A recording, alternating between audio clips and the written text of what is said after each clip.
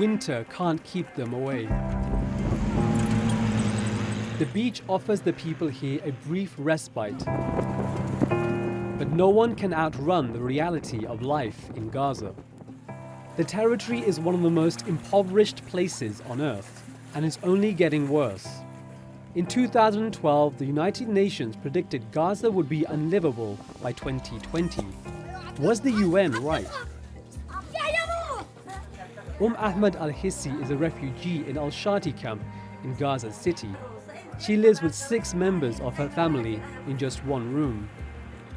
ثاني هذه السنة بحياتي هذه بقول أنا لبناتي هم موجودين والله يما عشت اللي عشته هاي زي 86 سنة هلقيت عمري أنا ما شفتش أسوأ من هالسنة اللي جت علينا.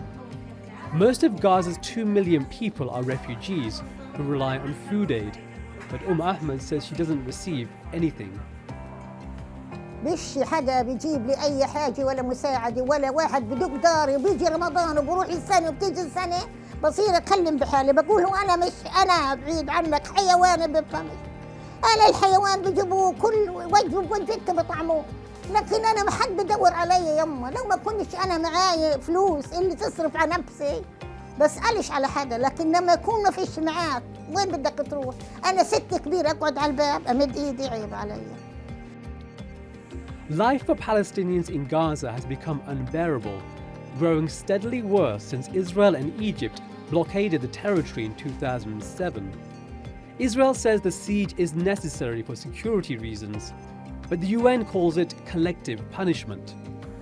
There are severe restrictions on who and what can enter or leave the Strip. In the early years of the siege on Gaza, Israel worked out the minimum number of calories people here needed in order to survive. One former advisor to the Israeli government is quoted as saying, "The idea is to put the Palestinians on a diet, but not to make them die of hunger." Adnan Abu Husna is the media advisor for the United Nations Relief Works Agency. Most Gazans rely on UNRWA for their daily needs, from food to healthcare and education. The blockade is the main challenge that UNRWA is facing. I'll give you one example that in 2000, number of beneficiaries who used to receive food aid from UNRWA, it was about 80,000. Now you are talking about 1.1 million. Why that happened? Because of the blockade, because of the great destruction of the private sector, the main employer for Palestinians. Before the blockade, thousands of Palestinians from Gaza worked in Israel, but that ended when the siege began. Now more than 50% of the population is out of work. Mohammed Massoud's son, Bilal, was shot by an Israeli sniper while taking part in the Great March of Return protests last year. After being bedridden by the injury, he became depressed and took his own life. الوضع مأساوي في غزة، وضع صعب جدا. طبعا ممكن. بطالة فيش شغل فيش شباب قاعدة ما فيش في جيبة الواحد شيكل. وضع اقتصادي سيء. Even the water in Gaza is dangerous.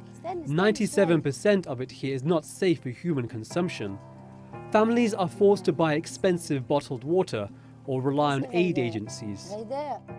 والله المي ما بتكفيني في اليوم.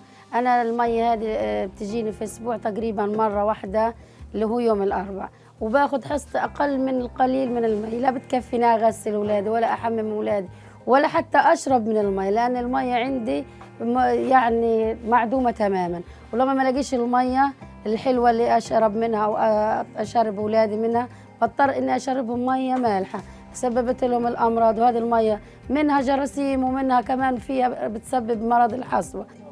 Almost a quarter of sickness in Gaza is caused by waterborne diseases.